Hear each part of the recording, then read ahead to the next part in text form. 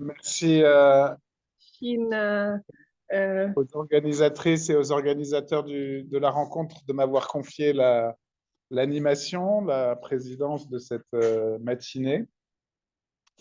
Je suis très heureux de vous accueillir aujourd'hui à Yaoundé et en ligne pour cette deuxième session de la rencontre africaine du projet Global Bergsonism, du bergsonisme global sur le clos et l'ouvert. Je ne redis pas l'émotion de cette rencontre. On a eu hier, je trouve, une matinée exceptionnelle. Je remercie encore professeur Njomwele et Souleymane Bachir Diagne pour les discussions d'hier et le public et vous aussi à distance. Donc ce matin, je vais animer ou modérer, ça va dépendre de leur intensité, les deux interventions, celle d'Émile Quelmonier, que je remercie infiniment de son organisation, de sa fidélité, de son engagement, de son ouverture, puisque le thème qu'il va traiter en premier, ce matin, d'ailleurs ce sera le thème principal des deux exposés, ce sera le thème de l'ouverture en lien avec la mystique. Et donc, je n'ai pas besoin de vous présenter Émile, qui est chez lui et qui nous accueille. Donc, le titre de ton exposé, c'est l'ouverture du pouvoir humain de connaître et d'agir à partir du bergsonisme. Et nous t'écoutons pour 40 minutes. Oui, mais peut-être moins. Peut-être moins. Oui, il faut qu'on gagne en temps. D'accord. Émile Quelmonier. Merci beaucoup, cher Frédéric. Je redis également mon émotion depuis hier d'avoir Frédéric Vons, Souleymane Bachir Diagne, professeur Njomwele, tous rassemblés ici à l'Université de Yaoundé 1 dans le cadre de ce colloque international sur le bergsonisme global. Je voudrais leur dire merci une fois de plus et remercier aussi Catherine Azamfi qui a travaillé durement, n'est-ce pas, pour que ce programme puisse avoir lieu. Et je voudrais parler de l'ouverture du pouvoir humain de connaître et d'agir à partir du bergsonisme, comme l'a dit Frédéric. Et tout de suite, je voudrais situer ce thème dans l'épistémologie, ce que j'appelle l'épistémologie d'inspiration bergsonienne, et sur laquelle j'ai essayé de travailler depuis les moments où le professeur Njomwele m'avait montré l'intérêt de réfléchir sur le mysticisme chez Bergson. Donc, l'idée principale de cette prise de parole, cher Frédéric, sur le clos et l'ouvert, est que Henri Bergson ne s'est pas arrêté à produire une théorie de l'ouverture quand il a eu à faire le constat de la clôture, mais qu'il l'a pratiqué lui-même et l'a mise en œuvre à plusieurs niveaux dans sa pensée et dans son action. Je me propose de l'illustrer. Après l'avoir dit comme ça, en bloc, je me propose de l'illustrer tout simplement, mais aussi d'en faire un motif d'interrogation dans le champ de ce qui est considéré comme sa philosophie de la connaissance et de l'action. Comme nous le savons, avant Bergson, il y a eu un certain Emmanuel Kant, incontestable dans le champ de la conception des théories de la connaissance et du réel. Emmanuel Kant a bien posé la question du savoir humain et il a trouvé une réponse qui correspondait, bien entendu, à la philosophie kantienne, elle-même rivée aux sciences de son temps, aux sciences du temps de Kant. Les sciences du temps de Kant sont des sciences que nous dirions classiques, telles que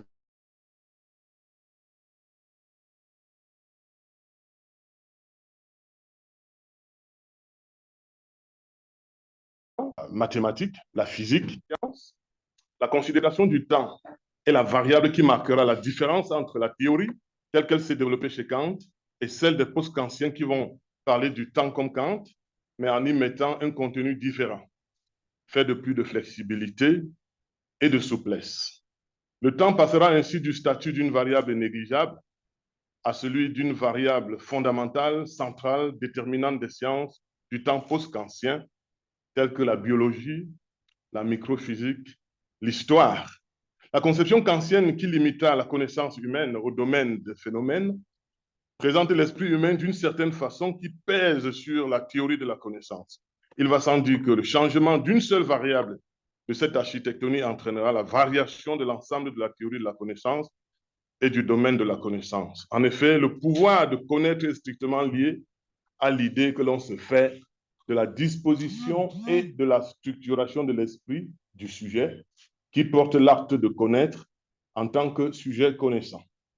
Ayant assimilé cet aspect de la philosophie de Kant, Bergson n'y verra que l'imitation. Limitation, pas l'apostrophe limité, limitation. Au pluriel, délimitation. Sa théorie du savoir va mettre en scène la différence de conception de la nature, de la place et du rôle du temps, de l'esprit, qui feront la nouveauté de la conception du pouvoir, de la connaissance et de la capacité de l'action chez l'homme. À cet égard, Bergson et le bergsonisme offrent les bases solides pour une épistémologie dont nous disons qu'elle est différentielle, comme pour dire qu'elle s'adapte à tout objet de la connaissance qui se donne à la sagacité humaine. Épistémologie inspirée de l'ouverture interminable, qui peut se dire autrement, de l'illimitation du pouvoir humain de connaître et d'agir. Illimité s'oppose ici à limité. On pourrait donc utilement confronter les limitations kantiennes aux illimitations bergsoniennes pour saisir les bases de l'épistémologie bergsonienne nouvelle qui se love dans cette ouverture du pouvoir humain de connaître et d'agir. Deux versants se dessinent donc dès lors sur cette topographie. Premier moment, le versant illimité du pouvoir humain de connaître, appuyé sur les vertus de la mystique comme méthode philosophique. Deuxième moment, le versant également illimité du pouvoir humain d'agir, qui donne toutes les deux une signification, une compréhension de la frénésie prométhéenne qui s'est emparée de notre monde. Donc là, j'aurai trois moments. Le premier moment, c'est l'illimitation du pouvoir humain de connaître, où je vais montrer les vertus de la mystique comme méthode philosophique. Rapidement, deuxième moment, l'illimitation du pouvoir humain d'agir, où je vais m'arrêter rapidement, n'est-ce pas, sur le rapport de Jean-Jacques Rousseau à Bergson. Et en troisième moment, et ce sera pour sortir de cette communication, je voudrais bien m'arrêter sur l'intelligibilité de la frénésie prométhéenne. Alors, premier moment. Sur ce versant où je voudrais parler de l'illimitation du pouvoir humain de connaître et des vertus de la mystique comme méthode de connaissance philosophique, Bergson fait de la réforme essentiellement, autant qu'il l'invente, mais il reprend et développe Emmanuel Kant dans sa fameuse théorie de la connaissance. La réforme passera par quelques actions théoriques fortes et déterminantes. La première action de cette réforme, c'est le rejet de la chose en soi. La deuxième action, c'est la liaison décisive de la théorie de la connaissance et de la théorie de la vie. Et la troisième action décisive de Bergson consiste dans la redéfinition du mysticisme dans le cadre de la métaphysique positive par sa liaison à la vie. Alors, sous ce premier point, je vais aller de façon schématique pour dire que le rejet de la chose en soi, qui limitait l'idée d'un pouvoir, du pouvoir de la connaissance humaine, doit se baser chez Bergson sur l'affirmation de la possibilité de l'intuition intellectuelle. Alors que Kant disait que l'intuition ne peut être que sensible, Bergson démontre la possibilité d'une intuition intellectuelle et sort l'aventure du savoir humain du monde des phénomènes pour le porter hors des phénomènes. Bergson établit donc clairement l'existence d'une intuition distincte de celle dont nous parle Kant. La liaison décisive de la théorie de la connaissance et de la théorie de la vie qui ouvre la voie à ce que Bergson appelle dès le 2 mai 1901 devant la Société française de philosophie, dans un texte qu'il faut avoir lu, le parallélisme psychophysique et la métaphysique positive. Cette liaison-là est faite et Bergson développe la notion de métaphysique positive. Je suis très étonné, Frédéric, que Bergson n'ait pas repris cette expression de métaphysique positive, ni dans les deux sources de la morale et de la religion, ni dans l'évolution créatrice, alors qu'il l'utilise déjà en mai 1901. Alors, après avoir découvert dans le travail, sanctionné par la publication de l'évolution créatrice, que tout est vie, énergie, mobilité, flux, continuité d'écoulement et de devenir, et qu'il n'y a pas de choses, mais seulement des actions, Bergson conclut dans un passage puissant au début de l'évolution créatrice, dont l'explication et l'interprétation auraient pu suffire pour cette intervention que, je le cite, c'est un peu long, mais il faut lire tout ce texte, je le cite, la théorie de la connaissance et la théorie de la vie nous paraissent inséparables l'une de l'autre. Une théorie de la vie qui ne s'accompagne pas d'une critique de la connaissance est obligée d'accepter tel quel les concepts que l'entendement met à sa disposition. Elle ne peut qu'enfermer les faits de gré ou de force dans des cadres préexistants qu'elle considère comme définitifs. Elle obtient ainsi un symbolisme commode, nécessaire même peut-être à la science positive, mais non pas une vision directe de son objet. D'autre part, une théorie de la connaissance qui ne replace pas l'intelligence dans l'évolution générale de la vie ne nous apprendra ni comment les cadres de la connaissance sont constitués, ni comment nous pouvons les élargir ou les dépasser. Il faut que ces deux recherches, théorie de la connaissance et théorie de la vie, se rejoignent et, par un processus circulaire, se poussent l'une l'autre indéfiniment. À elles deux, poursuit-il, elles pourront résoudre par une méthode plus sûre, plus rapprochée de l'expérience, les grands problèmes que la philosophie pose. Car si elles réussissaient dans leur entreprise commune, elles nous feraient assister à la formation de l'intelligence et par là, à la genèse de cette matière dont notre intelligence dessine la configuration générale. Elles creuseraient jusqu'à la racine même de la nature et de l'esprit. Mais l'évolution créatrice qui paraît en 1907 est préparée par des travaux comme celui de son intervention du 2 mai 1901, où Bergson déclare à la Société française de philosophie, je le cite encore, si cette signification de la vie peut être déterminée empiriquement d'une manière de plus en plus exacte et complète, une métaphysique positive, c'est-à-dire incontestée et susceptible d'un progrès rectiligne et indéfini, est possible. Une métaphysique qui offrirait donc bien les caractères d'une science incontestée. Fin de citation. C'est un extrait, n'est-ce pas, de mélange. Mélange dans le parallélisme psychophysique et la métaphysique positive. Je me suis toujours demandé, je viens de m'interroger là-dessus, pourquoi ces idées n'ont pas été reprises in extenso dans l'évolution créatrice, au point qu'elles étaient exposées à disparaître si on avait respecté à la lettre le testament philosophique de Bergson sur son assurance écrite d'avoir livré tout ce qu'il voulait dire au public dans ses œuvres maîtresses. Troisième moment, n'est-ce pas, de ce premier arrêt sur l'illimitation du pouvoir humain, de connaître la redéfinition du mysticisme dans le cadre de la métaphysique positive par sa liaison à la vie. Le troisième chapitre des deux sources revient sur cette pensée épistémologique quand Bergson boucle la typologie du mysticisme et dégage un mysticisme à l'état pur. Mysticisme à l'état pur. Ce n'est pas le vrai mysticisme, ce n'est pas le faux mysticisme, mais un mysticisme à l'état pur. Expression étonnante qui fait travailler. Et il précise à propos de ce mysticisme à l'état pur, je le cite, c'est encore un passage plutôt ici des deux sources, en page 266. Et merci Frédéric, parce que les éditions successives que vous avez publiées n'ont pas modifié la pagination originale, et que quand on a un vieux livre comme le mien, on retrouve la même pagination avec celui que vous avez donné au professeur John Moleyer et qui date de quelques jours. Merci beaucoup d'avoir maintenu cela. Parce que Dieu... Tu l'avais déjà?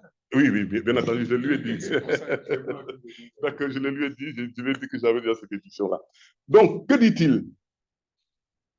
Il dit, à propos du mysticisme à l'état pur, je le cite, « Il suffirait de prendre le mysticisme à l'état pur, dégager des visions, des allégories, des formules théologiques par lesquelles il s'exprime pour en faire un auxiliaire puissant de la recherche philosophique. » Fin de citation. Un auxiliaire puissant de la recherche philosophique. Alors, voilà ce qui me fait travailler depuis des années.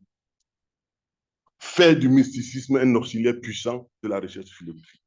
Et ceci sort carrément la théorie du mysticisme, ou bien double l'aventure historique et humaine qui est à la base même du mysticisme bersonien, d'une autre dimension plutôt épistémologique, n'est-ce pas, du mysticisme chez Bergson. Ce qui signifie que le mysticisme est une voie d'accès au savoir, une méthode de connaissance prescriptible à la philosophie. Idée confirmée d'ailleurs par la démarche bersonienne qui commence par satisfaire à une exigence de définition. Il écrit ceci. C'est très important, les citations, pour des choses comme celle-ci qui paraissent un peu étonnantes. Je le cite, « On peut donner au mot le sens qu'on veut, pourvu qu'on le définisse d'abord. » Définir ce sens. À nos yeux, l'aboutissement du mysticisme est une prise de contact et par conséquent, une coïncidence partielle avec l'effort créateur que manifeste la vie. Je reviens toujours sur ce rapport entre la connaissance et la vie. Cet effort est de Dieu.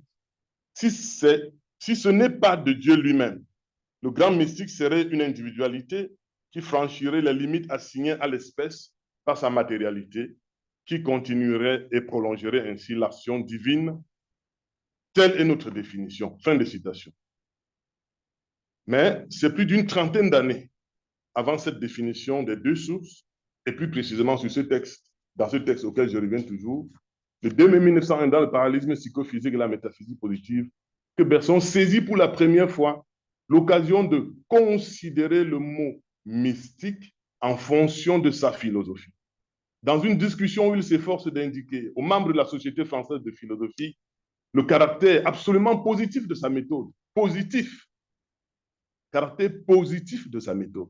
Alors, pour tous ceux qui disent que l'intuition, c'est les impressions et tout cela, Bergson insiste sur le caractère positif de la méthode intuitive mystique. Il réagit en ces termes à une remarque d'Édouard Leroy. Il dit donc à tout le monde, en visant Édouard Leroy, ce que je cite encore des mélanges, vous avez parlé des mystiques. Si on entend par mysticisme, comme on le fait presque toujours aujourd'hui, une réaction contre la science positive, la doctrine que je défends n'est d'un bout à l'autre qu'une protestation contre le mysticisme. Alors, je reprends cette citation qui dit, vous avez parlé des mystiques.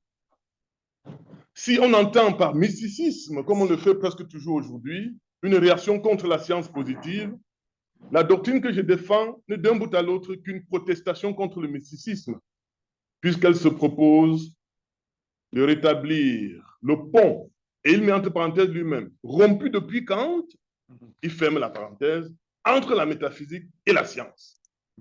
Entre la métaphysique et la science. Donc, le mysticisme vient remettre le pont que Kant avait rompu entre la métaphysique et la science. Ce divorce entre la science et la métaphysique est le plus grand mal dont souffre notre philosophie. Fin de citation. Je dis que ceci est écrit en 2001. Ah, pardon, 1901. 1901.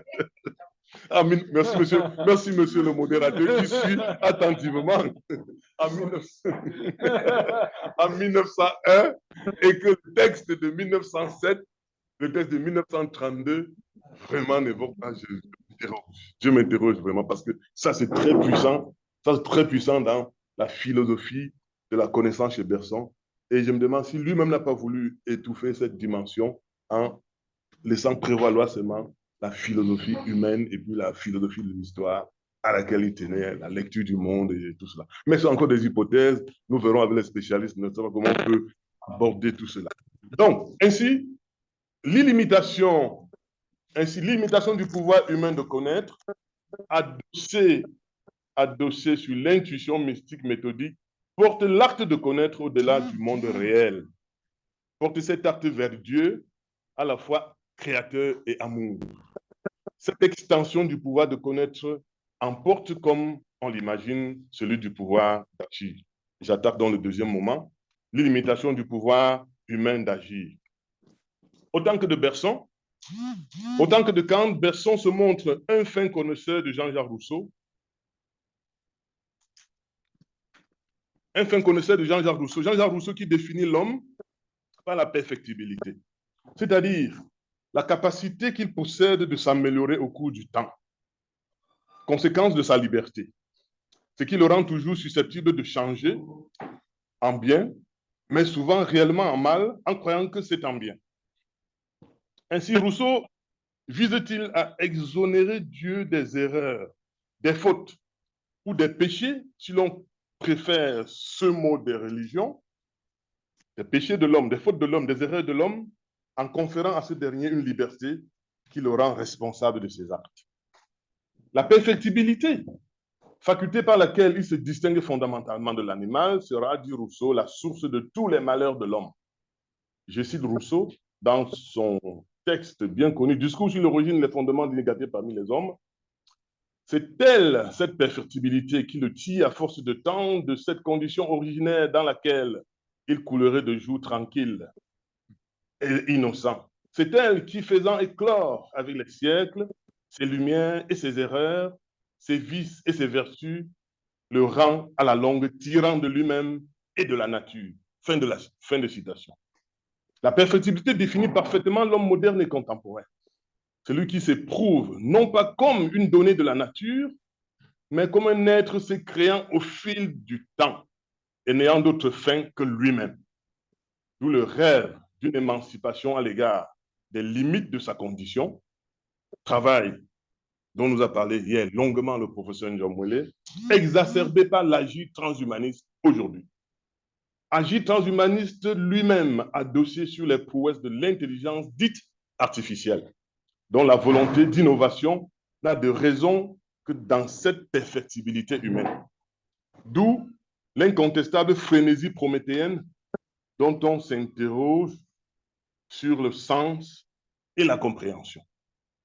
Troisième moment de mon exposé rapide, l'intelligibilité de la frénésie prométhéenne. Nous avons donc établi deux illimitations bergsoniennes dont nous avons esquissé les grands traits. Elles expliquent clairement et comme à rebours la soif interminable de l'être humain pour la connaissance et le pouvoir, la soif de l'être humain pour l'action transformatrice. Les deux retrouvant leur unité et leur continuité dans le Knowledge is Power de Francis Bacon.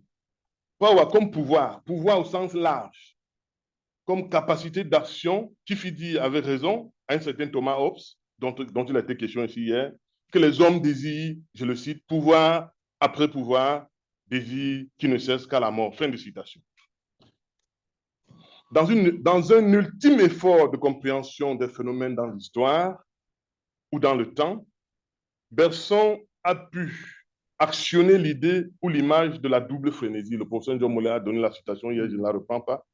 L'image ou l'idée de la double frénésie qui s'appliquerait à l'ensemble des phénomènes comme une sorte de balancement d'une extrémité à l'autre et qui définirait aussi en même temps l'équilibre d'ensemble dans le progrès toujours maintenu.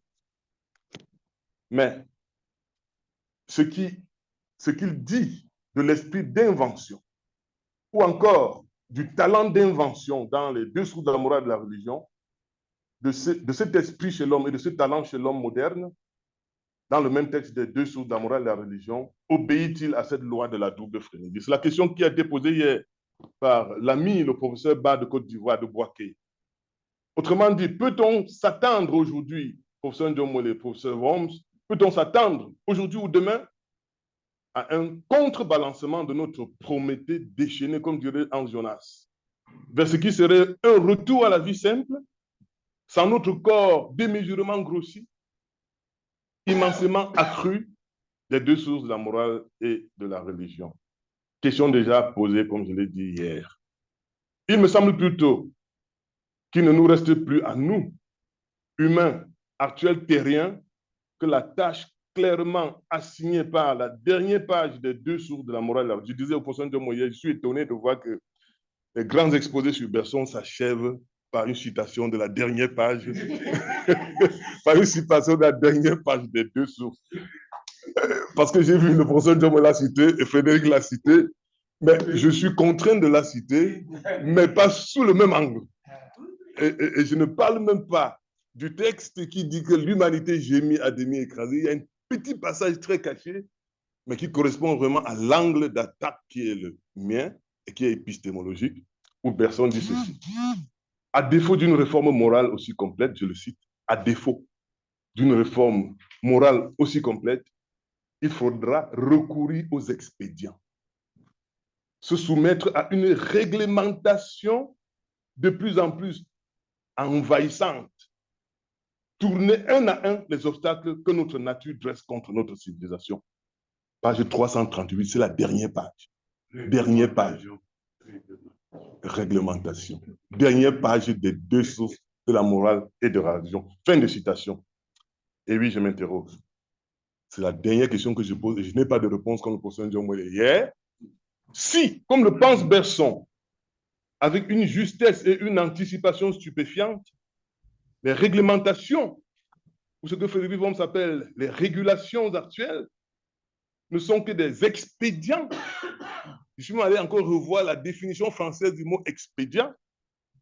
N'y a-t-il pas réellement à craindre que l'esprit d'invention échappe irréversiblement à l'esprit humain, au sens le plus fort du mot humain dont vous nous parlez? Je pose cette question sans prétendre avoir ici et maintenant une réponse. Je vous remercie de cette qualité d'écoute. Merci beaucoup.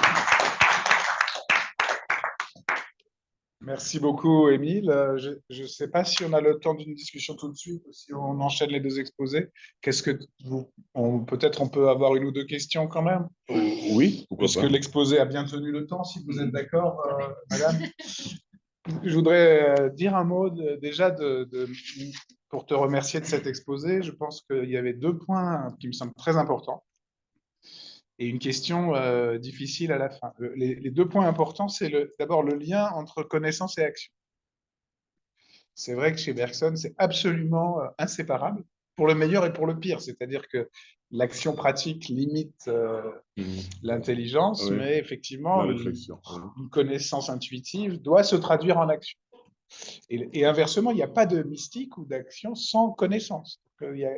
C'est quand même, déjà, merci d'avoir rappelé ça. Ensuite, il y a la question de l'illimitation. C'est un très beau thème. Il y a 2 petites questions, mais c'est la question de la métaphysique positive. En fait, évidemment, ce texte de 1901, qui est très important, qui n'a jamais été repris par Bergson, il l'a quand même. Une des raisons pour lesquelles il ne l'a pas repris, à mon avis, c'est la publication 2 ans plus tard de l'introduction à la métaphysique. D'accord. C'est l'article qui a mis le feu au bergsonisme mondial en 1903. Il faut se souvenir qu'en 1901, Bergson n'est pas encore très connu. Oui. C'est une conférence encore assez... Il est au Collège de France, etc. Mais il n'est pas connu mondialement. L'article qui le lance mondialement, c'est encore plus fort que l'article de 1901. Oui. C'est l'introduction à la métaphysique. Très bien. Et là, il dit quand même métaphysique positive à un moment donné. Mais surtout, là, c'est une revendication métaphysique, effectivement, radicale, et qui met le feu dans le monde entier. C'est ce texte-là, de 1903, en fait.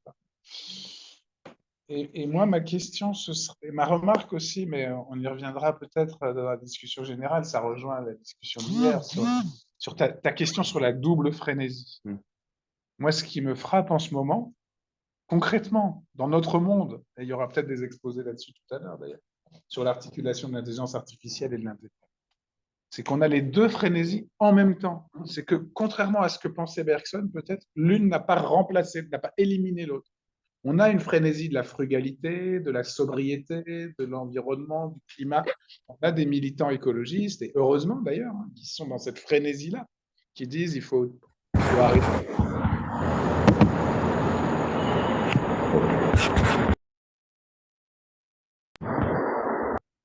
De détruire la planète, il faut. Et donc, il y a des. Mais le paradoxe, c'est que Bergson pensait qu'une frénésie allait arrêter l'autre. Et moi, mon hypothèse, c'est qu'on a les 2 en même temps aujourd'hui. les deux en même temps. Et celle qui manque, tu as raison, c'est peut-être la frénésie mystique. Mais pour la mystique, il ne parle pas de frénésie, hein. Pour la mystique, il parle d'une action simple, sereine.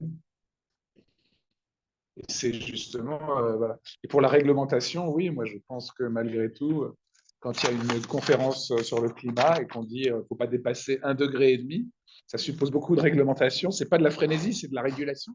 Mais ça a des effets quand même si on veut sauver la planète. Est-ce qu'il faut juste une frénésie morale et devenir tous végétariens, ne plus prendre l'avion? Nous, on est venus En pour avion, 3 jours. oui, oui, bien Nous, on est sûr, en encore 6 heures dans... de temps. Voilà, ceux qui sont à distance, ils sont dans la frénésie. Et encore, hein, ça consomme de l'énergie, hein, le Zoom. Le Zoom consomme beaucoup d'énergie. Ne vous croyez pas plus pur que nous, hein. Nous, on a pris l'avion pour 3 jours. C'est totalement frénétique. Mais voilà, on a toutes les frénésies en même temps et on doit se débrouiller avec ça. Mais c'est vrai que la mystique, voilà. Mais je trouve que tu as posé une question très, très importante avec la question de l'illimitation. Très bien formulée d'ailleurs, parce que Bergson assume un mot qui, dans la philosophie allemande, est toujours critiqué, et depuis Descartes en fait, c'est-à-dire l'indéfini, l'illimité. Il distingue pas le bon et le mauvais infini, une sorte d'indéfini qui serait sans fin et un infini parfait. Non, l'indéfini, c'est justement voilà, l'illimité, c'est très... Donc voilà, merci beaucoup pour cet exposé, c'était des petites remarques peut-être sur la double frénésie, mais sur la métaphysique, je pense que il y a une revendication métaphysique radicale et peut-être même que en 1903, elle va encore plus loin qu'en 1901. Je crois que c'est pour ça qu'il n'a pas repris ce texte. Il y a d'autres raisons qui sont peut-être liées au fait qu'il était en train d'écrire l'évolution créatrice, c'est que le chapitre sur la signification de la vie, l'expression signification de la vie, elle apparaît en 1901, Oui, et après ça devient le titre du 3e chapitre du exactement. livre. Donc il n'a plus besoin du texte de 1901. Exactement. Mais bon, ce texte, il faut le relire. Oui, mais que penserais-tu de l'autre question qui m'agite un peu? Comment, même en 1903 déjà, il parle il exploite le texte de 1901 dans cette conférence dont tu parles, euh, mais aucune trace dans l'évolution créatrice. Aucune Ah trace. si, quand même, parce que l'expression signification de la vie... Oui, et dans l'évolution créatrice. Voilà. Mais par rapport à la métaphysique, à cette méthode, cette positivité de la méthode. Si, comme tu l'as montré, c'est le même problème, mais oui, si, c'est une trace enfouie, cachée, mais Oui. c'est comme les cours au Collège de France, ils sont là, mais ils sont cachés. Voilà. Bon, mais merci, hein, nous continuons à faire de la recherche, c'est de Oui. l'exégèse. La conférence de 1901, effectivement, elle est très, très importante. Elle est très puissante. Merci beaucoup. Est-ce qu'il y a d'autres questions, remarques? Oui. Merci. Alors, il faut qu'on entende à distance, je sais pas. Ouais, ça va aller. Merci. Une petite observation qui concerne beaucoup plus l'histoire des idées. La lecture kantienne, tu as parlé du rejet de la chose en soi. Je me demande si c'est juste de le dire ainsi. Est-ce que c'est le rejet de la chose en soi ou bien l'exclusion de la chose en soi de la sphère du connaître? Je pense que chez Kant, c'est que le domaine, la sphère du connaître ne saurait, se limite dans les cadres subjectifs de la sensibilité tels que vous les avez exposés. Donc, et à ce niveau, il y a un souci par rapport à toute cette épistémologie ancienne que je vais tenter de déconstruire. Et j'ai bien perçu la critique, mais j'aimerais savoir, puisque la notion d'intuition sensible est kantienne, mais les successeurs immédiats de Kant ont utilisé quand même la notion d'intuition intellectuelle. Chez Fichte, chez Schelling, chez Hegel. Au point où je me demande, c'est peut-être la petite observation que je fais, en quoi la critique bergsonienne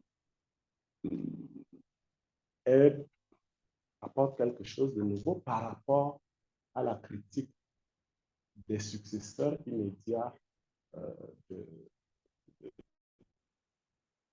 de Kant, précisément par rapport à la question de la métaphysique. Ça, c'est la première observation. Et peut-être la deuxième, si on peut pousser encore loin, chez Kant, il n'y a pas encore une déduction du monde extérieur comme tel, précisément parce qu'il rejette la chose en soi.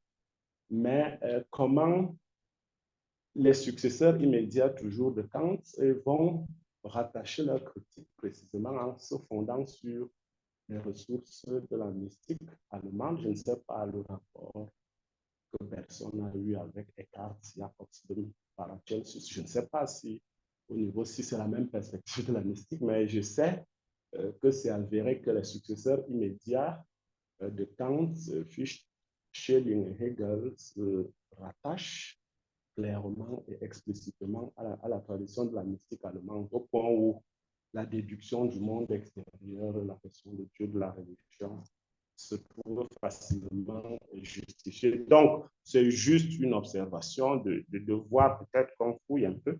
Parce que j'ai lu l'introduction à la métaphysique de Bergson, où il critique vraiment, il parle de l'artifice, de la critique ancienne de la métaphysique comme artifice. Donc, mais c'est presque le même langage que les successeurs immédiats de Kant. Donc, je voudrais peut-être, si vous pouvez mettre un étudiant dessus, pour voir deux choses.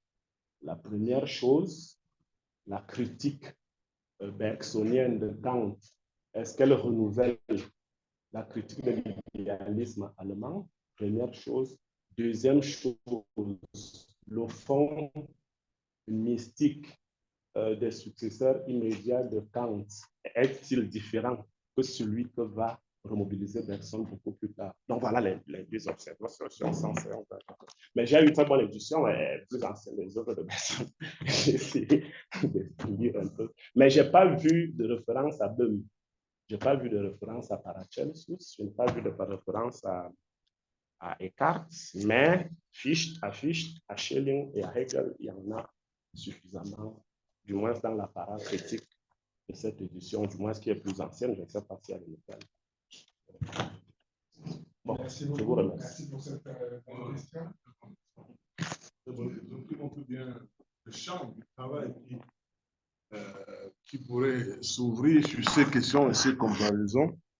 Je dirais très rapidement, la caméra s'il vous plaît. Je dirais très rapidement à propos de la deuxième question d'abord que j'ai un maître à Poitiers, un vieux maître qui s'appelle Jean-Louis Viard-Baron, qui a vraiment bien abordé cette question du rapport de la philosophie bergsonienne à l'idéalisme allemand, parce que lui-même, il n'a fait que ce travail, n'est-ce pas, d'histoire de la philosophie, comparaison Bergson et Fichte, Hegel. Donc, je crois qu'un de ces textes pourrait être à la base de ce travail que tu nous conseilles pour faire un master et tout ça. Donc, Jean-Louis Viard-Baron travaille là-dessus de façon systématique. Mais chez Bergson, au fond, la critique n'a pas pour finalité de démolir. Il est même dans certains de ces textes qui ne sont pas dans les œuvres maîtresses, il démontre que vraiment, ça ne sert à rien de faire de la critique, c'est du temps perdu. Critiquer, c'est du temps perdu. Au contraire, ce qu'il fait, c'est d'aller voir chez un auteur ce qui lui permet, n'est-ce pas, de développer sa propre construction. Et son rapport d'abord de filiation, Bergson est un kantien, hein, avant tout, ensuite un kantien dissident, si tu veux. Un kantien dissident parce qu'il s'étonne pourquoi Kant, après avoir trouvé tout cela, s'arrête à mi-chemin et montre comment on peut le développer. Donc, ce n'est pas une critique frontale chez Bergson, jamais, jamais, jamais, jamais cela. Il essaie de poursuivre, même chez Rousseau. Quand Bergson va dire quelque chose de très admirable sur Rousseau, c'est le Newton des sciences morales. Le Newton des sciences morales. Moi, je trouve ça très beau. Et de Spinoza, il dit, nous avons tous deux philosophies, la nôtre et celle de Spinoza. Tu vois, cette capacité de reconnaître, n'est-ce pas, la valeur des travaux des autres sans vouloir les démolir. Notre façon de philosopher ici n'a rien à voir avec ce style-là, n'a rien à voir avec ce style-là. Il est d'une politesse extrême par rapport à ce que les autres font, par rapport à ce que les autres développent comme théorie. Et donc, ce n'est pas ce genre d'opposition-là, n'est-ce pas, que personne pourrait avoir. Donc, idéalisme allemand, moi-même, je me référerai rapidement à Jean-Louis Viard-Baron pour trouver les éléments nécessaires pour ce travail que tu indiques, chers collègues. Et même pour la première question, la critique chez Bergson est vraiment quelque chose qui ne mérite même pas le nom de critique, mais plutôt de compréhension, d'exploitation. Mais par rapport à Kant, il est rigoureux. Beaucoup de textes sont là-dessus, les textes de Filonenko, les textes d'Alexis Filonenko et puis de Marie Cariou, Bergson adversaire de Kant, et tout cela qui montre bien que là, nous avons deux perspectives différentes sans qu'elles ne soient vraiment frontalement opposées. Voilà, Frédéric, je ne sais pas si Merci beaucoup. Très belle discussion qu'on prolongera peut-être tout à l'heure. Mais je crois qu'il faut passer au deuxième exposé si vous en êtes d'accord. Mais c'est vrai que c'est une discussion qu'on aimerait bien poursuivre. Donc, sauf s'il y a d'autres questions urgentes, je pense que c'est important d'avancer. Oui, merci. Donc, je suis très heureux de passer la parole à Madame Dioumadiou, Jeanne Dioumadiou, qui est maîtresse de conférence à l'université Cheikh Anta Diop, à Dakar, au Sénégal, et donc qui, évidemment, représente aussi l'ouverture internationale, intra-africaine, on pourrait dire, de cette magnifique rencontre. Et bien sûr, l'importance aussi au Sénégal de ces projets communs sur Bergson et avec les institutions aussi, puisque nous sommes liés aussi dans ce réseau avec l'école normale et bientôt Yaoundé. Donc, vous allez parler de l'amour dans les deux sources, principe d'ouverture universelle. C'est très important d'affronter directement l'amour. Merci encore. Je réitère les remerciements au comité d'organisation, professeur Émile Kemounié et Catherine Azanti et voilà, vos collaborateurs. Et je salue ici la présence des éminents professeurs John Moiley, le professeur Souleymane Bachir, mon grand-père intellectuel, comme dit un de mes professeurs, parce qu'il a formé mon professeur. Ah, d'accord. Vous êtes sa petite fille. Sa petite fille. Voilà, et je salue voilà, la présence de Frédéric Rose. Alors, mon propos de ce matin porte sur l'amour comme principe d'ouverture universelle dans les deux sources. C'est une lecture personnelle que je fais des deux sources de la morale et de la religion. Dans le deuxième chapitre de l'évolution créatrice, où Bergson décrit les directions divergentes de l'évolution de la vie, il insère une phrase énigmatique. Cet amour, où quelques-uns ont vu le grand mystère de la vie, nous en livrerait le secret. À la page 129. De quel secret parle-t-il, avons-nous envie de nous demander? C'est à la lecture de l'ouvrage Les deux sources de la morale et de la religion que cette assertion prend tout son sens. De fait, Bergson y élabore une théorie analogue à celle de la vie qui retrace le processus de l'amour depuis les origines, en passant par l'amour végétal et l'amour animal, jusqu'à l'avènement de l'humanité divine, c'est-à-dire la création d'une fraternité rassemblant tous les hommes au nom de leur appartenance commune à la même nature qui n'est autre que l'amour. Communauté d'essence qui leur confère les mêmes droits fondamentaux. Bergson accorde ainsi au concept amour le statut de principe de vie et d'action, ce qui nous autorise à parler de métaphysique de l'amour, l'ouvrage que je vais publier très prochainement, préfacé par le professeur Paul-Antoine Miquel. Il faut déjà préciser que cette métaphysique de l'amour a pour objectif de convaincre l'humanité que l'amour correspond à son essence et à sa destinée, conviction qui permettra d'élaborer une morale fondée sur l'amour en réponse à toute forme de violence, de repli identitaire ou de discrimination provenant d'idéologie. En effet, l'herméneutique de l'Europe de l'entre-deux-guerres témoigne, selon Bergson, d'un soubassement idéologique qui entraîne les hommes dans des guerres du fait de l'ignorance de leur essence commune. Sa théorie de l'amour implicite à l'ouvrage de 1932 propose alors de les aider à découvrir cette essence, d'où l'intérêt pour nous de l'exhiber en mettant en relief quelques enjeux. Notre exposé sera structuré en 4 axes. Le premier que j'intitule comme suit: l'amour, une réalité inhérente à la vie. Le second, la source, la mystique du moins, cette nouvelle méthode, comme a parlé le professeur Émile, mais j'ajoute pour penser l'amour principe, une nouvelle méthode pour penser l'amour principe, l'amour en tant que principe. Le troisième axe que j'intitule l'amour principe d'ouverture de toutes les clôtures, qui résume l'essence de ma communication. Et le dernier, la finalité de l'amour chez Bergson, l'idée de création d'une humanité divine. L'amour, une réalité inhérente à la vie. La notion d'amour est omniprésente dans le corpus bergsonien, mais ce n'est que dans les deux sources qu'il le définit comme un principe inhérent au processus vital. Pour le saisir, force est de partir du concept d'élan d'amour. Dans le premier chapitre où ce concept fait sa première apparition, il désigne le processus évolutif de l'amour en général. C'est du moins ce qui ressort des propos de l'auteur quand il déclare que certaines âmes, plus précisément celles des mystiques, portent l'humanité en général dans un élan d'amour, à la page 97. Bergson soutient ainsi l'existence d'un flux d'amour dans lequel progressent les âmes, flux qui trouve sa source dans la vie elle-même, tout comme l'élan vital. Ce qui laisse deviner que cet amour n'est pas l'apanage de l'homme, mais une propriété immanente à la vie. Cette définition de l'amour fait écho à celle de Teilhard de Chardin, qui y voit lui aussi, je cite, une propriété générale de toute vie. Si l'on se réfère au premier chapitre des deux sources, tout s'articule autour du concept amour.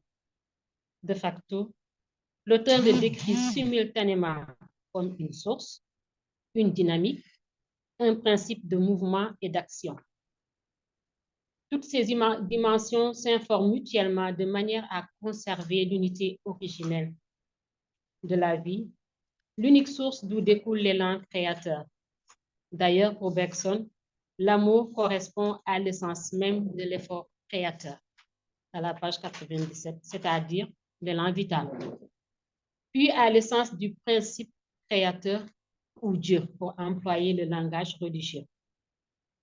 Le dilemme qui se pose alors, c'est qu'une telle nature de Dieu, l'amour, ne peut être intégrée directement dans sa métaphysique positive, dont parlait le professeur Émile tout à l'heure. Pour rester cohérent avec lui-même, il faut passer par une expérience de Dieu, ce qui explique le détour bergsonien par la mystique. Le deuxième point, la mystique, une nouvelle méthode pour penser l'amour. Le projet bergsonien de refondation d'une morale efficiente passe par une métaphysique positive. En ce sens, le concept d'amour qu'il pose comme fondement moral suppose une démonstration expérimentale. Or, cette dernière s'insère difficilement dans sa philosophie puisqu'elle est spéculative. Dès lors, Bergson se voit obligé de recourir à la religion en substituant l'intuition mystique à l'intuition philosophique. À n'en pas douter, ce recours à la mystique comme auxiliaire de la recherche philosophique n'est qu'un changement de paradigme pour accéder au Dieu amour chrétien. On comprend alors pourquoi il qualifie sa pensée de théodicée incomplète. Un de ses commentateurs les plus en vue de la pensée de Bergson met en évidence ce lien entre la transcendance et l'amour en affirmant que l'origine transcendante de la vie, c'est l'amour. L'amour de la vie et de tous les êtres humains dans les études bergsoniennes. Ainsi, penser Dieu comme amour revient à penser l'amour comme Dieu. Si je me réfère à Henri Gouillet surtout, qui fait allusion à cet élargissement en désignant la mystique comme, je cite, une révélation métaphysique. Puisque dévoilant l'autre pan du réel que l'intuition philosophique ne pouvait atteindre. À la page 109, Henri Gouillet, Bergson et le Christ des évangiles. Il est à noter que Bergson réussit son entreprise en réduisant la mystique à un simple effort de retour à l'élan créateur que tout homme peut, a priori saisir en entrant au-dedans de lui-même. Mais la plupart des hommes n'arrivent pas jusqu'à l'union avec le principe créateur. Seuls les mystiques parvenus à l'union divine révèlent la nature de Dieu, comme en témoigne Anthony Feney. Je cite, parce que l'expérience mystique est expérience d'union avec Dieu. Si la philosophie peut formuler l'essence de l'expérience mystique, elle sera tout près de formuler la nature de Dieu. Cette essence divine n'est autre que l'amour, comme il l'affirme. Bergson dans les deux, page 268. Dieu est amour et il est objet d'amour. Cet héritage de la tradition joannique, avons-nous envie de dire, permet à Bergson de déduire que l'amour est le principe de la moralité. En réalité, ce qui l'intéresse dans l'étude de la mystique chrétienne, c'est la relation entre la morale et l'amour. De fait, cette morale fondée sur la charité, notion qui signifie aussi amour, comme le rappelle Bruegges, les auteurs du Nouveau Testament choisirent le mot grec peu usité, charité agapé, pour désigner l'amour divin. Au fil des siècles, la définition de la notion de charité s'est élargie pour désigner l'amour chrétien en général. Tout comme dans le néoplatonisme, l'amour représente dans le christianisme le principe qui élève l'âme vers Dieu et l'oriente vers les autres. Parce qu'en découlant le Dieu amour, il découvre aussi l'humanité dépositaire de la charité divine. C'est à ce titre, seulement sous ce registre, que l'humanité est invitée à vivre dans l'amour, comme en témoigne cette exhortation de Saint Jean. Mes bien-aimés, aimons-nous les uns les autres, puisque l'amour est de Dieu, et que quiconque aime est né de Dieu et connaît Dieu. La première lettre de Jean, chapitre 4, verset 7. La loi morale invite donc l'homme à poser des actes de charité envers tous les hommes, en tant que créature divine. Somme toute, le christianisme accorde à l'amour une triple portée en l'établissant comme origine, essence et principe d'action, idée que résume toute la métaphysique bergsonienne de l'amour. Les philosophes cherchent à la démontrer en s'appuyant sur plusieurs doctrines philosophiques, morales, religieuses et mystiques. C'est là toute la complexité, mais aussi la limite de sa démonstration. À la fin de l'ouvrage de 1932, il ne manque pas de demander à la postérité de perfectionner sa pensée. Mais en attendant cet exercice de perfectionnement, il considère sa méthode, que j'appelle moi philosophico-mystique, comme un mode de connaissance provisoire, certes, mais suffisamment éloquent et pertinent pour que la philosophie l'adopte. Il écrit, « Nous ne saurions trop répéter que la certitude philosophique comporte des degrés, qu'elle fait appel à l'intuition en même temps qu'au raisonnement, et que si l'intuition adossée à la science est susceptible d'être prolongée, ce ne peut être que par l'expérience, l'intuition mystique. » De fait, les conclusions que nous venons de présenter complètent naturellement, quoique non pas nécessairement, celles de nos précédents travaux, à la page 272. Malgré ces limites, il faut convenir que l'élargissement de l'intuition philosophique à l'intuition mystique permet à Bergson de penser, de passer d'une philosophie de la vie à un projet plus global de création d'une fraternité universelle en réponse à la crise morale du XXe siècle. Pour convaincre, il propose de retracer le processus de l'amour depuis les origines jusqu'aux haines meurtrières générant les grandes guerres, haines qui symbolisent les dérives de l'élan d'amour que l'humanité peut éradiquer si elle découvre que son essence et sa vocation correspondent à l'amour. Le troisième axe, l'amour comme principe d'ouverture de toute clôture. Par clôture, Bergson entend tout amour limité à un cercle fermé sur lui-même, excepté l'humanité divine, l'humanité du moins. Toutes les sociétés vivant d'un amour limité aux seuls membres demeurent dans la clôture. Ces clôtures pouvant être d'ordre sociétal, religieux ou moral suivant qu'elle s'applique à une société, une religion ou une morale, proviennent soit de l'instinct grégaire, soit du développement intellectuel de l'humanité, soit de déviation. Les associations closes constituent une entrave à la fraternité universelle, universalité qui renvoie à l'ensemble des hommes, sans exception. De fait, la société close se veut exclusive, comme en témoigne cette affirmation bergsonienne, citée hier par le professeur Homme. La cohésion sociale est due en grande partie à la nécessité pour une société de se défendre contre d'autres, et que c'est d'abord contre tous les autres hommes qu'on aime les hommes avec lesquels on vit, à la page 28. À l'opposé, la société ouverte englobe l'humanité entière. Parallèlement, Bergson établit une différence de nature entre l'amour dans une société close et l'amour dans une société ouverte. Pour lui, le premier amour reste naturel et le second, indirect et acquis, par l'intermédiaire de la religion. Le passage entre ces deux amours s'opère par un dépassement, c'est-à-dire une conversion de l'amour clos à un amour englobant tous les hommes. De même, les morales proposées de part et d'autre se rangent dans les catégories closes et ouvertes. La première morale, la morale close, se présente comme une exigence fondamentale société et fermée aux autres. Parce qu'elle n'est pas adaptée à tous les hommes, elle reste incomplète, faisant appel à la seconde morale ouverte et universelle. Bergson les distingue en ces termes. Tandis que la première est d'autant plus pure et plus parfaite qu'elle se ramène mieux à des formules impersonnelles, la seconde, pour être pleinement elle-même, doit s'incarner dans une personnalité privilégiée qui devient un exemple.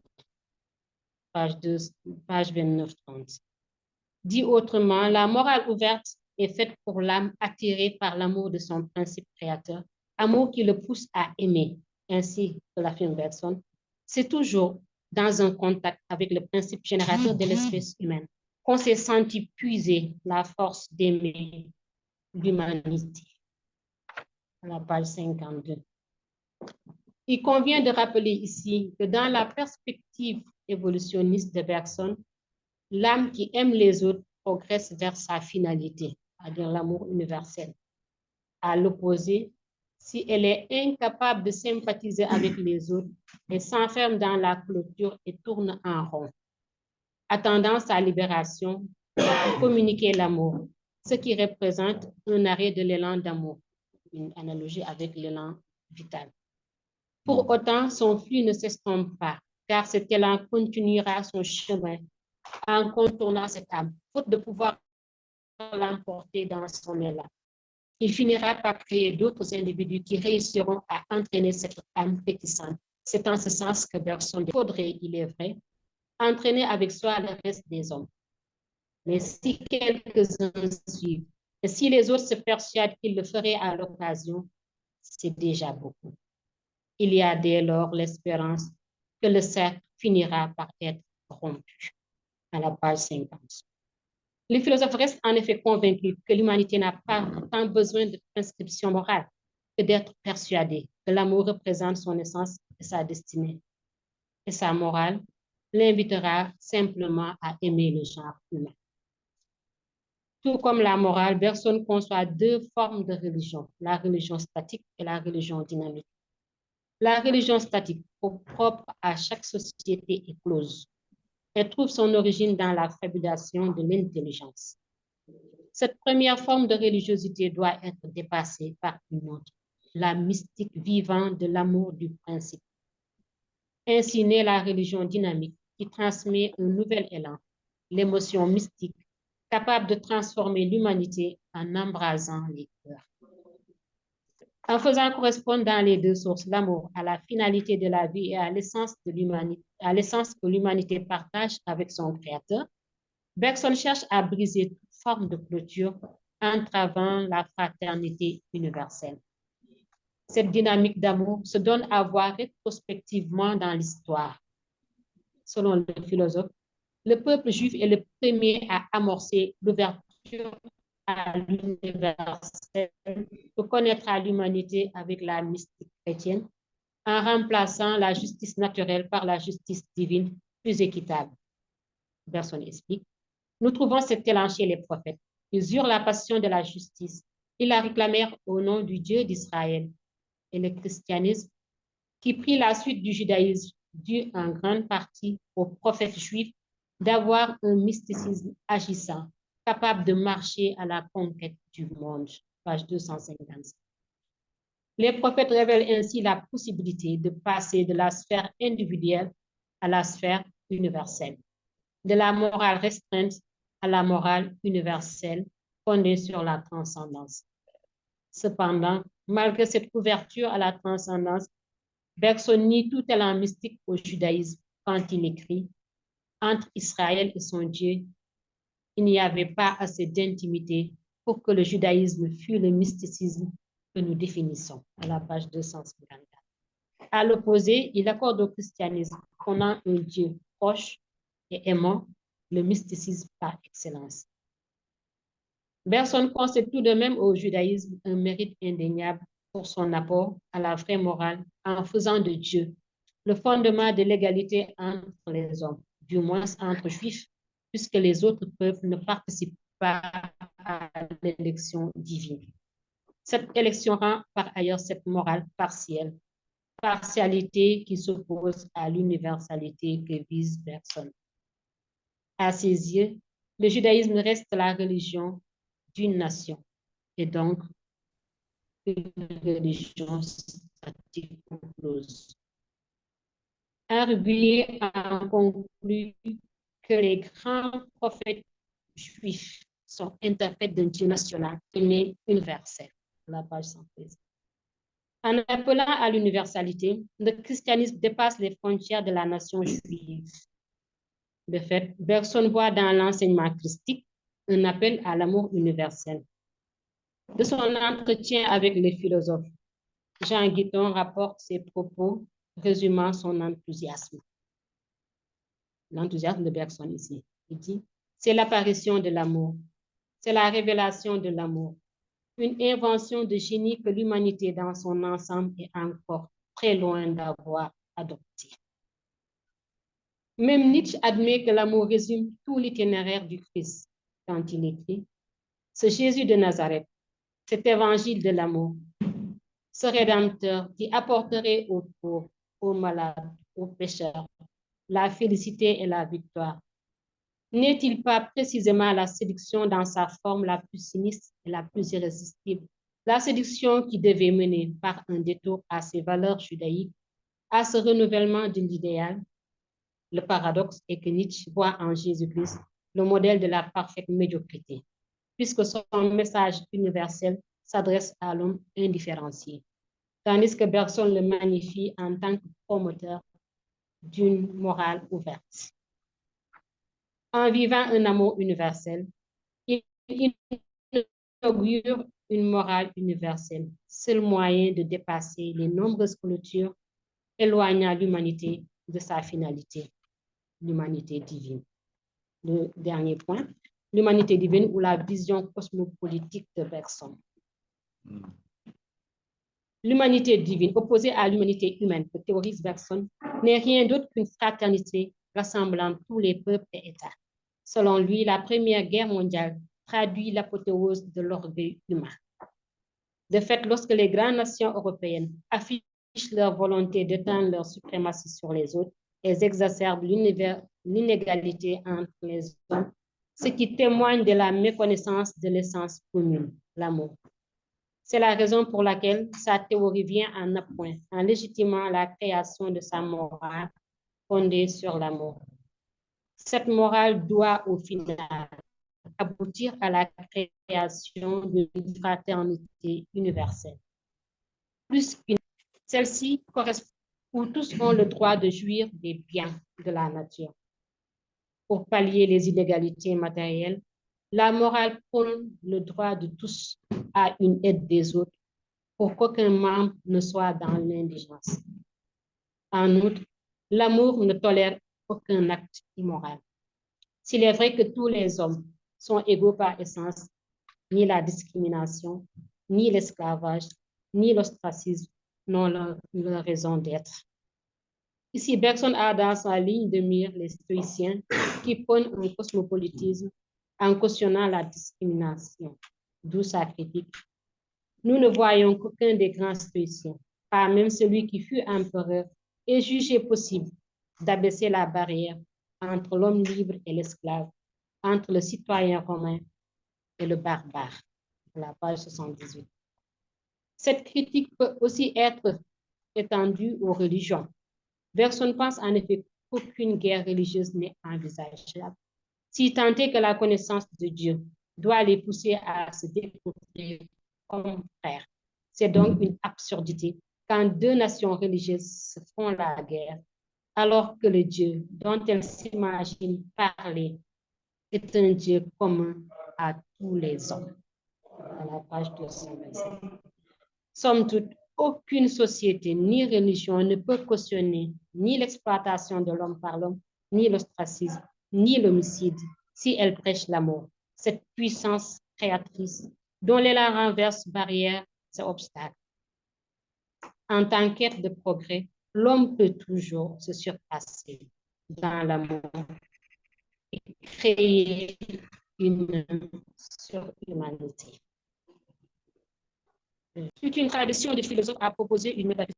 Cependant, l'originalité de ce dernier réside dans sa démarche évolutionniste qui décrit l'amour comme une réalité inhérente à la vie dans ses formes végétales, animales, humaines et divines. Bergson fait ici montre d'un optimisme invétéré en interprétant la crise morale d'alors comme une déviation de l'humanité enfermée dans des clôtures idéologiques qu'il faut par conséquent briser. Bergson laisse ainsi à la postériorité un viatique philosophique. De nos jours, l'urgence de parer aux éventuelles ambitions hégémoniques pouvant conduire à la guerre est plus que d'actualité. Les tares actuelles ayant pour nom repli identitaire, xénophobie, discrimination, trouvent justement leur origine dans des idéologies raciales, religieuses, politiques, même en Afrique. De fait, la place de l'Afrique dans cette mondialisation de l'amour paraît alors comme une des herméneutiques possibles, même si le philosophe n'en fait pas l'objet d'une réflexion approfondie. En Afrique, en effet, l'Afrique transparaît dans son œuvre de manière allusive, mais elle est digne d'intérêt, eu égard aux perspectives heureuses que donne une lecture actualisée de la pensée de Bergson. Cependant, dans la fraternité bergsonienne, l'Afrique doit se frayer son propre chemin en faisant éclater les paradigmes classiques teintés de préjugés qui ont toujours contribué à la discrimination et à l'exploitation de l'homme noir. Ainsi, la mondialisation demeure un projet pertinent pour l'Afrique si on lui restitue sa finalité humaniste. Mais on lui reproche généralement sa finalité économique, notamment de creuser le fossé entre riches et pauvres, de favoriser l'exploitation des minorités. Il faut donc aller au-delà de cette réduction pour considérer l'espoir que l'on doit placer dans la mondialisation. C'est à cette seule condition que la mondialisation deviendra salutaire pour l'Afrique. Je vous remercie.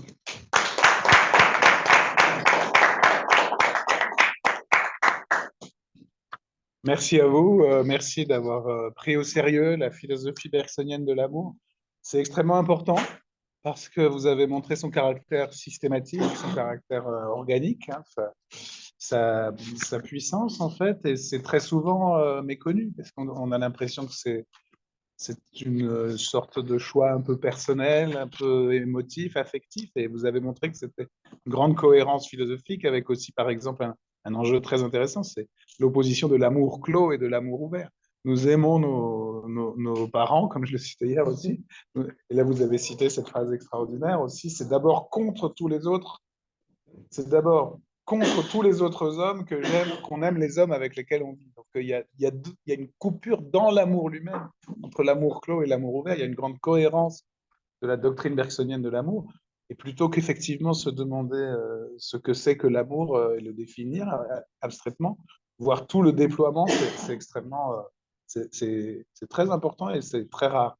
Et, et vos ouvertures politiques à la fin sont très importantes. Peut-être moi, si j'ouvrais par une question, il y a une citation qui peut-être manquait dans votre... Mais vraiment, hein, c'était un exposé très complet, très, à mon avis, très, très clair, très important qu'il faut rendre classique presque. Dans le dernier chapitre, il y a une phrase sur la démocratie. La démocratie, dit Bergson, et là il s'inspire de Kant d'ailleurs, il cite Kant et Rousseau, il dit la démocratie est d'essence évangélique et elle a pour moteur l'amour. Et ça a été beaucoup critiqué parce qu'on a dit bah, la démocratie c'est des principes rationnels, voilà, mais comment est-ce que vous l'interprétez? Est-ce que c'est une fragilité? Est-ce que c'est une force? Comment est-ce qu'aujourd'hui on peut prendre au sérieux cette question de l'amour? C'est très important parce que il y a quelque chose qui répond, comme dit Bergson, à ça, mais il y a aussi beaucoup d'ironie, de critique, et alors les bons sentiments, les bisounours, etc. En France, partout dans le monde, hein, il y a une sorte de réalisme qu'on oppose toujours à la question de l'amour. Et quand il dit la démocratie est défense évangélique, elle a pour moteur, hein, c'est-à-dire c'est puissant, là aussi. Comment est-ce que vous interprétez? C'est juste sur cette phrase-là, pour compléter, mais merci encore pour votre synthèse. Alors, merci. En fait, dans l'ouvrage que je vais publier, je me suis un peu attardée Sur cette phrase. Sur cette phrase. C'est-à-dire, ici, Bergson propose un projet cosmopolitique.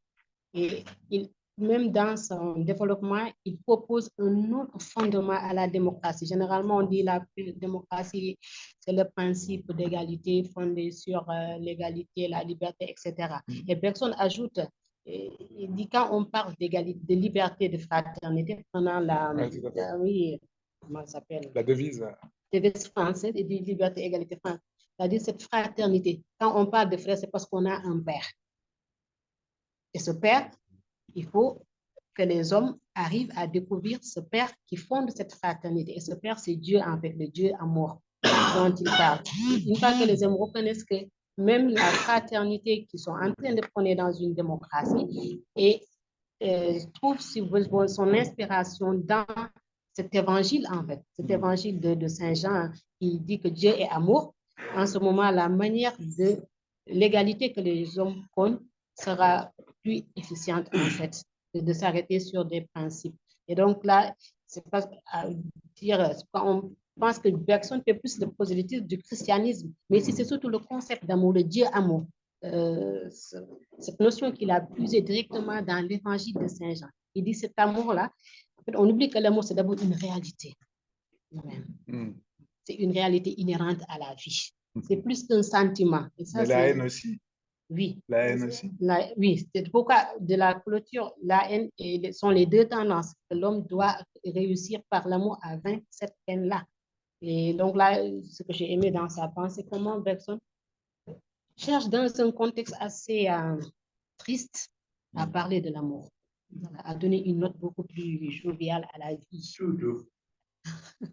Alors, j'ai deux questions des deux doyens. Qui vous commencez? Non, mais je voulais juste dans le prolongement Souleymane Bachir Diagne.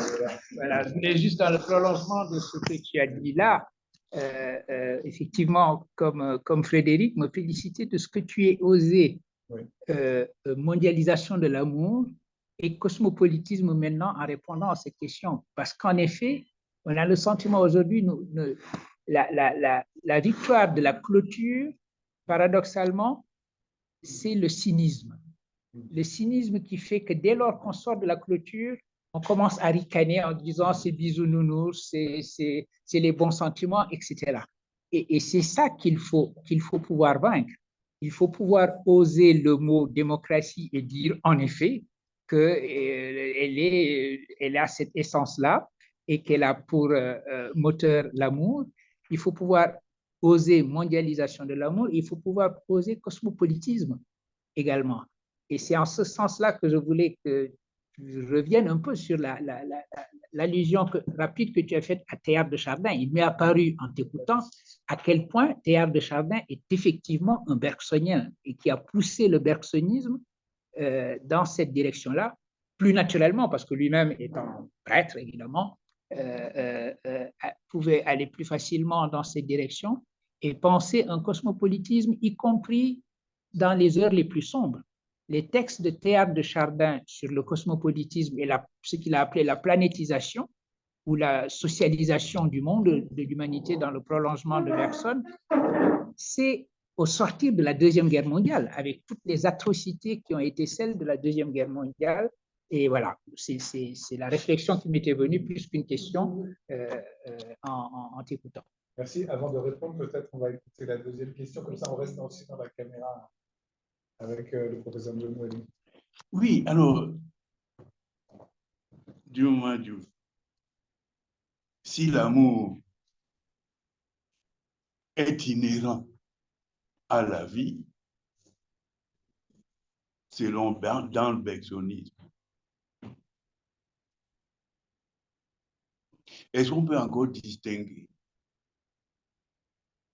dans sa nature l'amour de la solidarité close, enfin, l'amour dans la société close et l'amour dans la société ouverte, étant donné que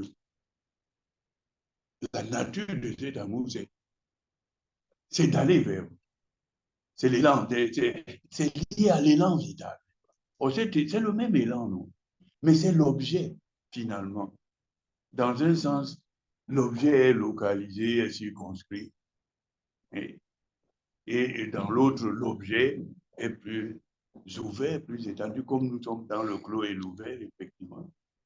Ne peut-on pas dire que la question de l'amour, c'est son objet et l'enfermement dans un objet. Et s'ouvrir à l'humanité, c'est effectivement relativiser la proximité. Et comme vous avez bien fait de rappeler tout à l'heure que le bergsonisme et l'Afrique, il faudrait souligner, je vais revenir quand Émile Témoigné va revenir, je vais aussi chatouiller un peu sur le mysticisme.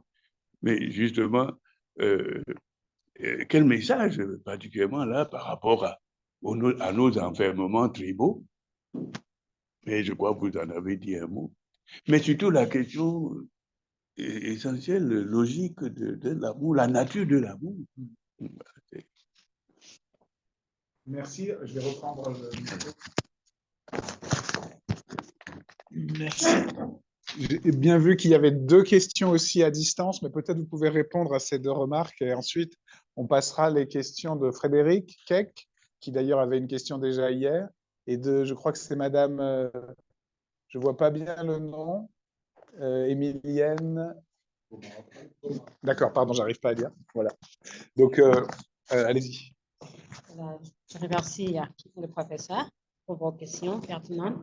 Oui, en faisant ce travail sur l'amour chez Bergson, on sentait derrière Théâtre de Chardin, ou bien en lisant Théâtre de Chardin, on sentait derrière, voilà, qu'il y a cette similitude, cette proximité. Voilà, Théâtre de Chardin apprenait, si vous voulez, avant Bergson, même si c'est ce qui était polu, cette idée d'un cosmopolitisme, d'une fraternité universelle entre les hommes. Vous savez qu'il est en train de prêtre, de prédicateur, ça passe moins. Et c'est pourquoi j'ai trouvé plus pertinent chez Bergson, un philosophe, qui, au moment d'écrire ces pages, est en train de un peu fréquenter, maîtrise bien le christianisme, est en train de prendre ses distances. Parce que les contre-exemples qui sont vécus à son époque remettaient en cause son positivisme, en fait. Comment ceux qui prônent l'amour peuvent encourager, peuvent soutenir, en fait, mouvements, des partis, ici sous-entendu le nazisme, qui vont faire beaucoup de mal aux autres. Et donc, là, voilà, c'est pourquoi je me suis beaucoup plus apaisantie sur Bergson, montrer qu'ici, il veut donner une touche finalement philosophique à l'amour. Et ce message passerait mieux, voilà, en tant que philosophe, montrer que l'amour aujourd'hui, c'est plus qu'un sentiment. On s'arrête généralement au sentiment, mais en fait, c'est une réalité que nous expérimentons à différents niveaux de romantisme. Dès qu'on parle de l'amour, voilà, on passe plus au 14 février, la fête des amoureux, et on oublie que c'était un concept philosophique d'abord. Voilà, la philosophie qui se définissait par l'amour lui-même a dû se taire à un moment et laisser la notion d'amour à des voies moins autorisées. Et là, Bergson repense un peu sa revanche, je pense, sur le romantisme. C'est un concept d'essence philosophique avec une portée métaphysique. Si on l'interroge, on peut revenir à ça. Ici, la nature de l'amour, oui. Ici, c'est dans le jeu de la clôture et de l'ouverture. C'est-à-dire, chez Bergson, on a un optimisme. L'amour est inhérent, c'est-à-dire tout homme peut aimer. Tout homme est capable d'aimer. Maintenant, suivant la condition, il peut plus ou moins être porté vers une déviation. Et là, comme dit, il peut même, cet élan peut se retourner contre l'humanité et devenir haine, ce qui est un paradoxe chez Bergson, mais qu'on peut toujours corriger. Voilà. Comment il faut savoir passer maintenant de la haine à l'amour, en faisant quoi? En brisant les frontières. C'est l'homme qui aspire à l'amour, mais paradoxalement qui érige des clôtures, des barrières entre lui et les autres aussi. Mais c'est cette puissance d'amour qui est extraordinaire chez Bergson, dont chaque homme dispose. Chaque homme dispose de cet amour et il a la volonté. Maintenant, c'est la volonté qui manque en Afrique. Est-ce qu'on n'a pas ce manque de volonté-là? Oh, c'est partout. De nous aimer. Pas seulement en Afrique. Merci. On va passer. On prend encore 2 minutes pour les 2 questions à distance. Donc, Frédéric Keck. Et on va passer. Mais on ne va pas oublier les gens à distance. Si on a le temps, il y aura encore 2 questions ici. Mais passons à nos amis dans en virtuel. À d'autres endroits de la planète. Sur d'autres endroits de la planète. Comment on coupe ça? On coupe le micro. Bonjour, est-ce que vous m'entendez? Oui, oui, on t'entend. Je voudrais d'abord remercier les organisateurs pour ce colloque en ligne qui est vraiment un colloque de philosophie globale. Et remercier donc l'intervenant qui a présenté le dernier exposé. Et j'étais tout à fait d'accord avec l'idée selon laquelle Bergson a ignoré la mystique juive en définissant le judaïsme du côté des sociétés closes. Et ça me permet de revenir à la question que je voulais poser hier. Vous m'entendez toujours? Ça va. Alors, donc, en fait, je voulais réagir aux propos de mes amis Frédéric Vance et Bachir Diagne à propos de Lucien Lévy-Bruhl. J'étais un peu étonné de les entendre dire que Lucien Lévy-Bruhl avait divisé l'humanité en 2 mentalités, qu'il défendait une ethnologie raciste, alors que Lucien Lévy-Bruhl était un philosophe socialiste qui a participé à l'affaire Dreyfus et qui était bien plus critique, y compris du colonialisme, que Henri Bergson. Et il me semble que un des enjeux entre Lévy-Bruhl et Bergson, c'est pas la question de la division de l'humanité en 2 mentalités ou en 2 races, c'est la tension entre amour et justice, puisque pour Lévy-Bruhl, la notion centrale, c'était la justice. Et en fait, c'est 2 concepts différents de mystique. Bergson a un concept chrétien et mystique, et Lévy-Bruhl a un concept de mystique qu'il applique d'ailleurs aux sociétés africaines, qui est beaucoup plus proche de la mystique juive. Donc voilà, je voulais simplement dire, puisque c'est un colloque qui discute de l'actualité de Bergson dans les sociétés globalisées, que plutôt que de faire de Lévy-Bruhl un homme de paille pour réhabiliter Bergson, il faudrait plutôt penser cette tension entre amour et justice qui est en fait centrale dans la philosophie française du début du XXe siècle, et bien sûr pour nous aujourd'hui.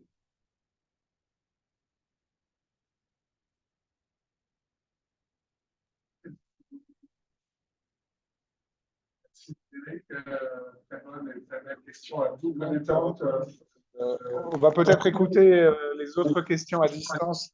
Laisser Jacques Diouf répondre. Et évidemment, tu as raison de revenir sur le brûle. Si on a le temps avec Bachir, on pourra peut-être redire un petit mot, mais tu as tout à fait raison d'y revenir.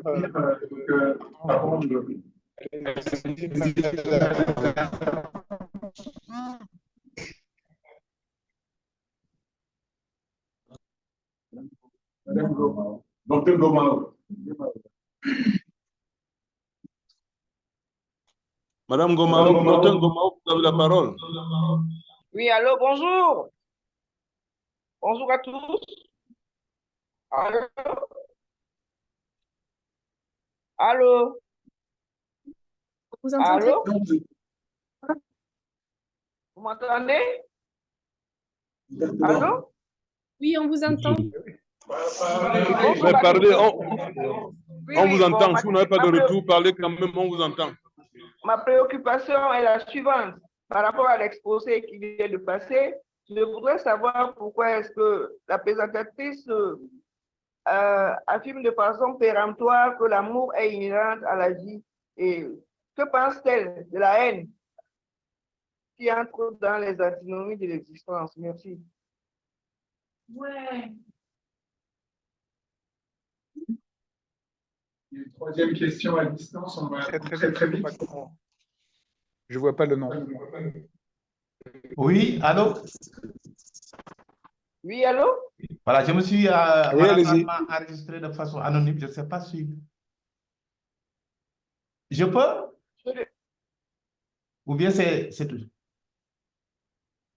Allô? C'est tout, c'est tout. Oui, allô, c'est tout. Je voudrais savoir si la haine ne fait pas aussi partie inhérente de la vie. C'est ça ma préoccupation. Si l'amour est partie inhérente de la vie, la haine n'est-elle pas partie inhérente de la vie? Point d'interrogation. Il n'y a pas de problème. Bon, peut-être Madame Diouf va répondre déjà aux deux premières questions.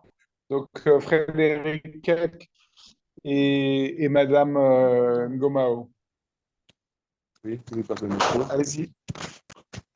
Bon, il a juste partagé la question là Québec, le judaïsme, la mystique.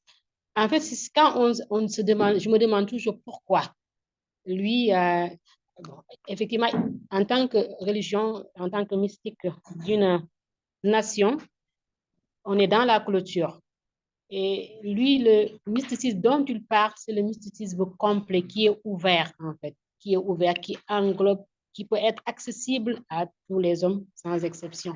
Et dans le judaïsme, voilà, c'est l'élection divine. Il n'y a que le peuple juif, voilà, qui est choisi par Dieu, d'après Bergson. Et aujourd'hui, est-ce qu'on peut, quand on lit les mystiques juifs, on se rend compte effectivement, au sens où on l'entend, au sens large du terme, le judaïsme a d'authentiques mystiques. Voilà, pourquoi personne n'a pas voulu les citer, je pense, voilà, ça ne rentre pas dans sa perspective philosophique au moment où il écrivait les deux sources de la morale et de la religion. Oui. Et pour Madame Ngomao, l'amour est inhérent à la vie. Oui. Dans la philosophie bergsonienne, il y a des propriétés inhérentes à la vie, comme la conscience, voilà, à différents degrés, comme la vie, le souffle, l'élan vital, comme l'originalité de cette philosophie inhérente, ce qui explique la présence de l'amour à l'état latent dans le règne végétal, dans le règne animal, ce qui pose question. Est-ce qu'aujourd'hui, comme il dit, la sollicitude de la plante de l'animal pour ses petits permet de dire qu'on est dans le registre de l'amour, ou quand il pense encore que la plante, entre la plante et ses graines et ses fruits, il y a un certain amour. Bon, c'est un peu exagéré, mais on est toujours dans cette logique bergsonienne qui veut élargir l'amour envers une propriété, une espèce humaine. C'est pourquoi l'origine même de la vie et cet amour qui progresse en passant par tous les règnes jusqu'à... La haine, oui. La haine chez Bergson, c'est une déviation. Dans l'amour, ce qui est inscrit, c'est la haine. Mais l'homme a, comme il dit, en lui tout un potentiel. Il a cette capacité de retourner son intelligence contre lui-même et de devenir une menace contre lui-même. Donc, ça sont à cause des limites même de l'élan vital qu'on retrouve la haine en réalité. Mais s'il n'y avait pas de limite, l'humanité ne serait qu'amour en fait. Voilà, je vous remercie. Parfait, merci beaucoup. Alors, nous n'avons pas le temps de continuer. Je sais qu'il y a une question encore, mais je n'ai pas réussi à entendre. Peut-être, malheureusement, on a le temps après la deuxième panel. Nous allons passer au deuxième panel et donc je vais céder ma place. On va juste prendre le temps de permuter les fauteuils ici à Yaoundé, puisque c'est Madame Diouma Diouf qui va maintenant présider pour le deuxième panel et les intervenants vont venir s'asseoir à côté d'elle. Merci beaucoup. On reprend dans 2 minutes. Merci. En tant que coordonnateur, je m'aimerais signaler